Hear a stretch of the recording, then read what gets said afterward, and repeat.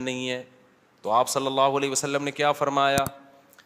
قرآن کی آیتیں نازل ہوئیں. یا ایھا النبی قل لازواجک، آپ اپنی بیویوں سے کہہ دیجئے اگر تمہیں دنیا کی دولت چاہیے تو میں تعالینا امتعکن، میں تمہیں پیسے دے دیتا ہوں، واسرحکن سراحا جمیلا، اور عزت کے ساتھ تم سب کو رخصت کر دیتا ہوں. بھئی کسی پیسے والے سے شادی کر لو. کیوں؟ اللہ نے ہمارے نبی کے لیے غربت کو سلیکٹ کیا تھا. حالانکہ آپ مالدار بننا چاہتے بن سکتے تھے، لیکن نبی آخری نبی ہے نا، تو اس میں کیا حکمتیں ہیں وہ میں بھی نہیں چھیڑوں گا. ہمارے نبی کی جو غربت تھی وہ اختیاری تھی. اختیاری کا مطلب آپ نے خود اپنے آپ کو مسکین رکھا ہوا تھا. یہ نہیں کہ آپ کے پاس پیسہ نہیں تھا، پیسہ آتا تھا سارا صدقہ کر دیتے تھے. صبح آیا شام تک نہیں بچا، شام کو آیا صبح تک نہیں بچا. لیکن مجھے اور آپ کو اس طرح کرنے کی شریعت میں اجازت نہیں ہے کہ آج سے پتہ چلے آپ نے سارے بینک خالی کیے، سارا سونا وونا گھر کے پلاٹ کی فائلیں والے بیچ باچ کے تمبو لگا کے روڈ پہ آ کے بیٹھ گئے اور بیگم سے کہہ رہے ہو رہنا ہے اسی طرح رہو تمبو میں ورنہ نکلو. یہ آپ کو اجازت نہیں ہے. کیوں نہیں ہے؟ یہ ٹاپک نہیں ہے میرا، کیونکہ میں نے اگر اس ٹاپک پہ چلا گیا تو یہ جو ٹاپک آج لے کے چل رہا ہے وہ چینج ہو جائے گا. بس ابھی فی الحال یقین کر لیں کہ مولوی صاحب اگر کہہ رہے ہیں تو علم کی بنیاد پہ کہہ رہے ہوں گے. تو یہ نبی کے لیے اللہ نے اس طرز زندگی کو سلیکٹ کیا ہے، میرے اور آپ کے لیے یہ نہیں ہے. ہمارے اور آپ کے لیے یہ کہ تمیز سے اچھے بچوں کی طرح کماؤ، کچھ جمع بھی کرو، خرچ بھی کرو، گھر والوں پہ ہاتھ بھی کھلا رکھو، اچھے بچوں کی طرح اس طرح سے زندگی گزارو. فنٹر بننے کی کوشش فرض واجب نماز روزہ یہ پورے کرو بس. لیکن نبی کا معیار اونچا تھا. تو نبی صلی اللہ علیہ وسلم نے فرمایا تعالینا امتعکن واسرحکن سراحا جمیلا، میں تمہیں رخصت کر دیتا ہوں، کسی مالداروں سے شادی کر لو. اس زمانے میں طلاق یافتہ بیوہ کی شادی ہونا کوئی مسئلہ نہیں تھا، ایک سے ایک رشتہ مل جاتا تھا. یہ تو ہمارے زمانے میں نحوست ہے کہ نہیں ہوتی شادیاں. اور اگر تم اسی طرح رہنا چاہتی ہو تو اسی طرح غربت میں میرے ساتھ گزارا کرنا پڑے گا. تو تمام کی تمام امہات نے، نبی نے ان کو طلاق کا باقاعدہ اختیار دیا. یہیں سے علماء نے مسئلہ نکالا ہے کہ طلاق مرد خود بھی دے سکتا ہے، بیوی کو طلاق کا اختیار بھی دے سکتا ہے. اگر مرد اپنی بیوی سے کہہ دے کہ میں نے تجھے طلاق کا اختیار دیا تو یہ اختیار عورت کے پاس بھی آ جاتا ہے، پھر وہ اپنے اوپر طلاق واقع کر سکتی ہے. اس سے بھی پتہ چلتا ہے کہ عدالتی خلا جو آج کل چل رہا ہے اس میں اسلام میں اس کی کوئی حیثیت نہیں ہے. کیونکہ مرد جب بیوی کو رائٹ دے گا تو ہوگا، کورٹ کے دینے سے نہیں ہوتا. جج صرف اپنی بیوی کو طلاق دے سکتا ہے، دوسروں کی بیویوں کو جج طلاق نہیں دے سکتا. یہ بار بار بیان کرتا رہا ہوں میں، کیونکہ دنیا کا نظام چینج ہو رہا ہے، ہر جگہ ایسا ہی ہو رہا ہے. یہ جو آج کل سسٹم چینج ہو گیا نا، تو اب کیا ہے، اللہ یہ کہ چند صورتوں میں جج بھی دے سکتا ہے، وہ الگ ٹاپک ہے. تو نبی صلی اللہ علیہ وسلم نے طلاق کا باقاعدہ اختیار دے دیا. یہ نہیں کہا کہ تم چاہتی ہو تو میں تمہیں طلاق دے دیتا ہوں، نہ، باقاعدہ رائٹ دے دیا کہ اپنے اوپر واقع کر لو. حضرت عائشہ رضی اللہ تعالی عنہا کا جب نمبر آیا، اچھا عورت اگر اسی مجلس میں وہ اختیار واپس کر دے تو ختم ہو گیا اختیار. مرد نے جس مجلس میں اختیار دیا نا اس مجلس کے ساتھ رہتا ہے. ہمیشہ کے لیے دے دیا تو ہمیشہ کے لیے، مجلس کے ساتھ دے دیا تو جب تک اس مجلس میں ہے طلاق واقع کر سکتی ہے. جب مجلس ختم ہو گئی تو طلاق کا آپشن بھی ختم. تو نبی نے حضرت عائشہ کو سے بھی فرمایا کہ تمہیں بھی میں اختیار دیتا ہوں، لیکن آپ نے فرمایا جلد بازی نہ کرنا.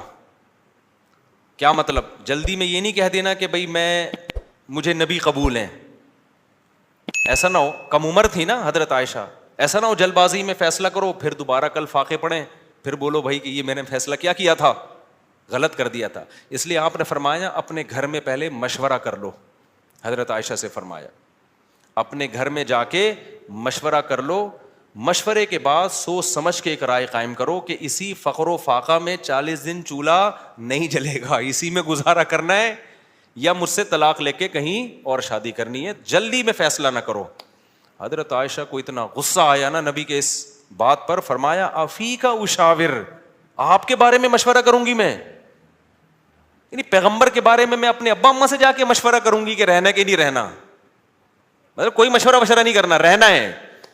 یہ جو غیر مسلم طنز کرتے ہیں نا کہ پیغمبر نے شادی کی اتنی کم عمر میں، اتنی بڑی عمر میں ایک نو عمر لڑکی سے،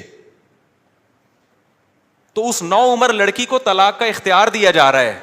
اور وہ کہہ رہی ہے کہ آپ کے بارے میں میں نے کسی سے مشورہ نہیں کرنا. یہ سوال ہی غلط ہے. افیک اشاور, یہ کیسے ہو سکتا ہے؟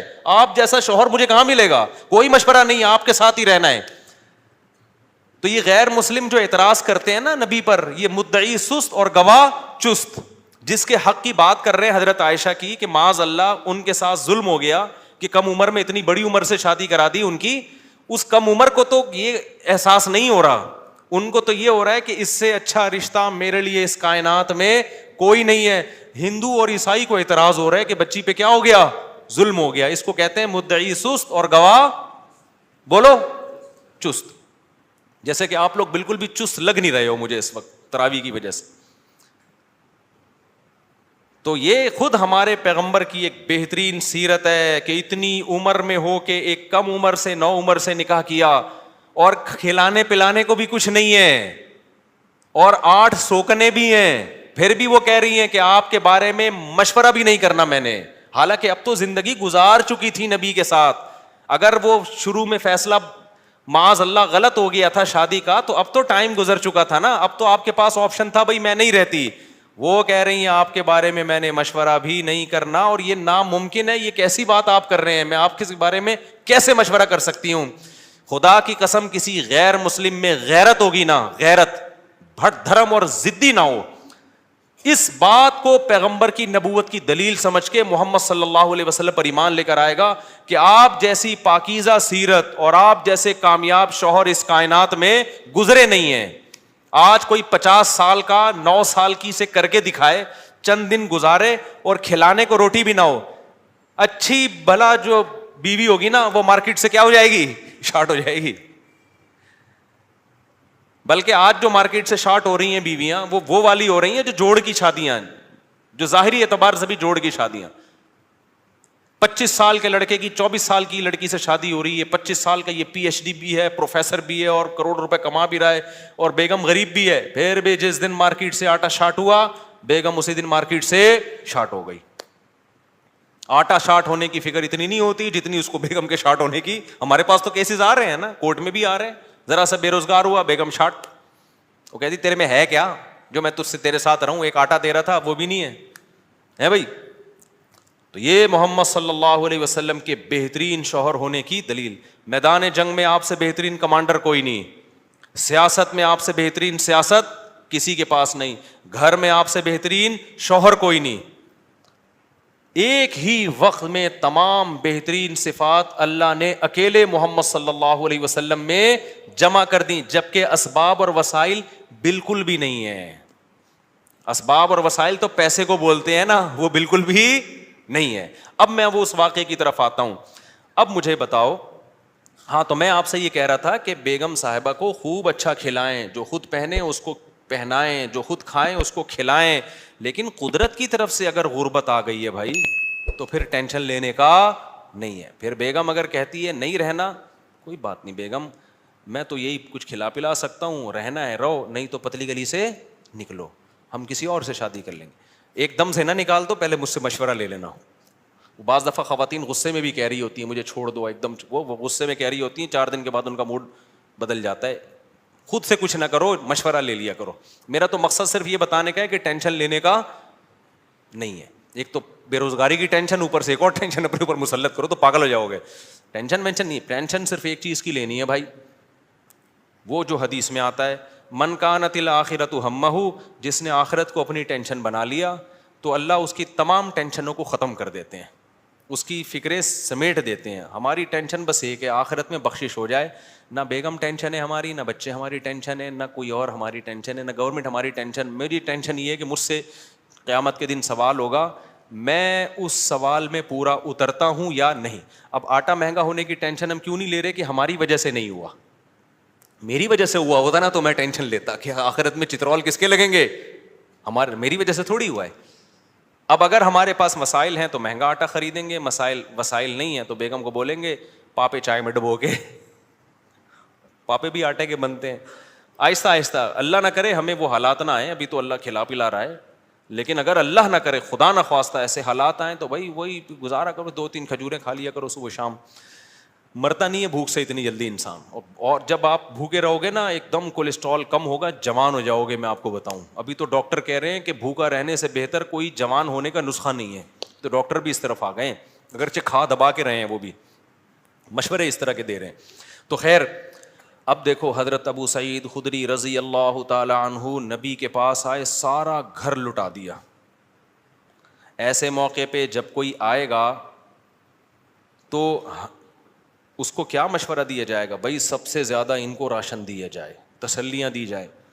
لیکن نبی کے سامنے آئے, ہاتھ پھیلایا, یا رسول اللہ میری ماں نے بھیجا ہے, باپ بھی شہید اور بھائی بھی شہید, اور احد میں آپ کی خاطر شہید ہوئے ہیں, آپ نے کہا تھا لڑائی کے لیے جاؤ.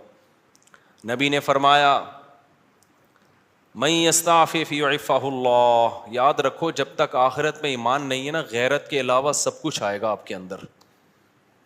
میں نے بڑے بڑے لالچی لوگ دیکھے, داڑیاں ٹوپیوں والے, ایسے نور ان کے چہروں پہ برس رہے ہوتے ہیں نا, آدمی کہتا ہے پتہ نہیں کہاں سے نور کی کریمیں لگائی ہیں اس نے.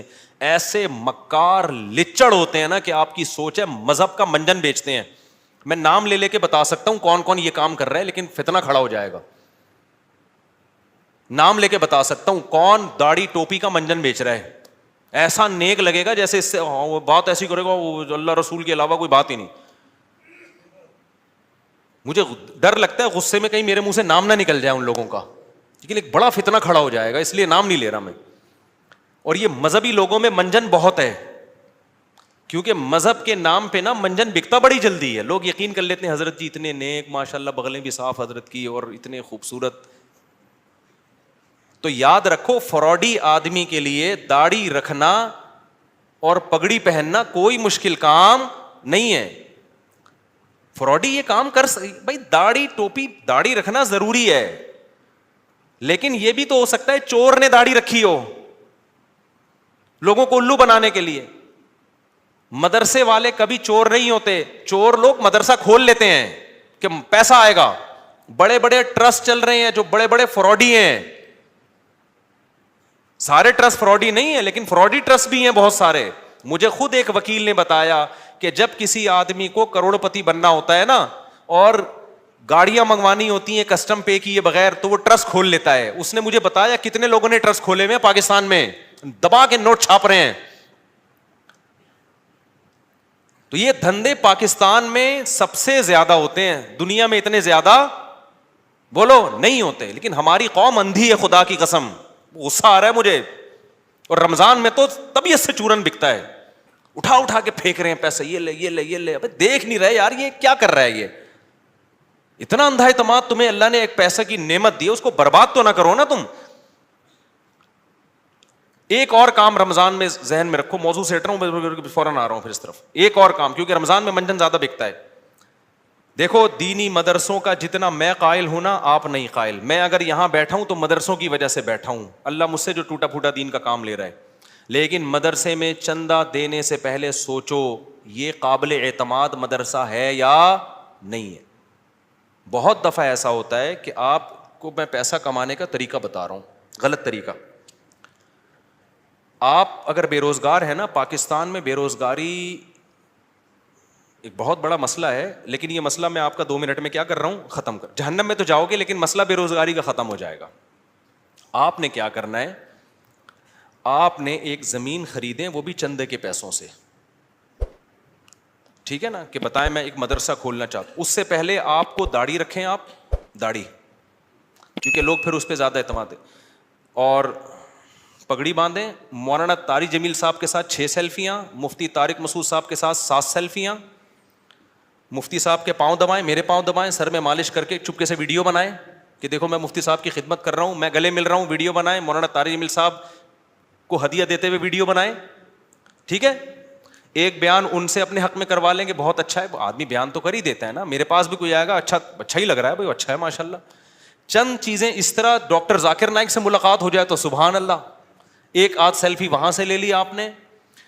اور پھر آپ نے کیا کیا ہے, 1-2 دفعہ غریب کو گلے ملتے ہوئے رو لیں, پیاز کاٹ کے جائیں, آنسو پہلے نکلیں گے, ایک دم رو کے ایک تصویر بنا لیں, غریب کو مل کے رو رہے ہیں. بہترین, خدا کی قسم ایسا طریقہ ہے نا, تم نوٹ تمہارے پاس نا رکھنے کی فرصت نہیں ہوگی, یار کدھر رکھوں, تھیلے بھر گئے سارے. اس کے بعد آپ نے کیا کرنا ہے, آپ نے اناؤنس کرنا ہے میں ایک مدرسہ بنا رہا ہوں, یتیم خانہ کھول رہا ہوں. آپ نے 4 دیواری کھڑی کی, اس میں 4-6 یتیم بچے, آپ جائیں وہاں سے کچھ بچے ادھار لیں. ادھار کا مطلب کوئی اپنے بچے دیتا تھوڑی ہے, ان کو بولیں کہ ہم کچھ دن ان کو کھلائیں گے پلائیں گے, تو مائیں دے دیتی ہیں چلو یار کچھ دن کا, اور قرآن بھی پڑھائیں گے, تو قرآن پڑھ رہے اس بہانے. یہ آپ کو پتہ ہے, اللہ کو پتہ ہے. وہ 4-6 یتیم بچے جو شکل سے بھی یتیم لگ رہے ہوں, اور اگر یتیم نہ بھی ہوں تو وہ بچے جو لگ رہے ہوں یتیم شکل سے, بعض یتیم ہوتے نہیں ہیں, لگتے ہیں یتیم, اللہ کی طرف سے ڈیزائننگ کچھ اس طرح کی ہوتی ہے, ٹھیک ہے, وہ لگ کیا رہے ہوتے ہیں, یتیم لگ رہے ہوتے ہیں. رمضان میں بہترین بزنس. تو آپ نے وہ 4 دیواری میں 8, 10, 15, 20 جتنے ہو سکے ایک بھی لے آؤ گے نا تو دھندا تو چلنا شروع ہو جائے گا.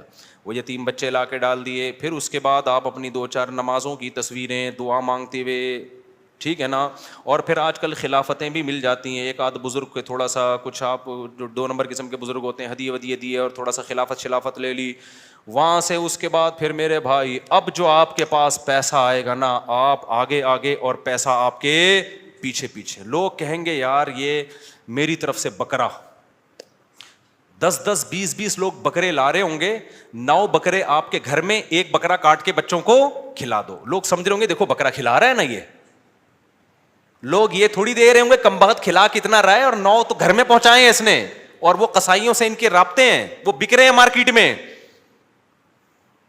گاڑیاں بڑی بڑی لینڈ کروزر جیسی گاڑیاں, بھائی کس کی, مدرسے کی گاڑی ہے بھائی, تیرا ابا تو سائیکل بھی نہیں چلاتا تھا, تیرے پاس اتنی بڑی گاڑی کہاں سے آ گئی, تو کون ہوتا ہے مجھ سے پوچھنے والا. وہ یہ جواب دے گا آگے.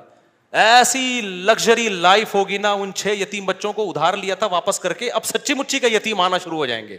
جب پتا چلے گا نا یہ لوگ کھانے میں بکرے کھلاتے ہیں, تو پھر تو جو یتیم نہیں بھی ہیں, ابا کہے گا یار اس کو یتیم ہی فرض کر کے میرے بچے کو بھی یہاں داخل کر لے, بلکہ میرے ابا بھی مر گئے تھے, میں بھی یتیم ہی ہوں. ایسا نوٹ چھاپنے کی مشین بنو گے, بنے ہوئے ہیں لوگ, بنے ہوئے ہیں. بڑے بڑے مدرسوں کے نام پہ فراڈ ہو رہا ہے. میں نہیں کہہ رہا مدرسے فراڈی ہوتے ہیں, فراڈی لوگ بھی مدرسہ بناتے ہیں. اب آپ نے یہ نہیں کرنا کہ مدرسوں کو دینا بند کر دیں, اس سے تو اچھے مدرسے بھی بند ہو جائیں گے.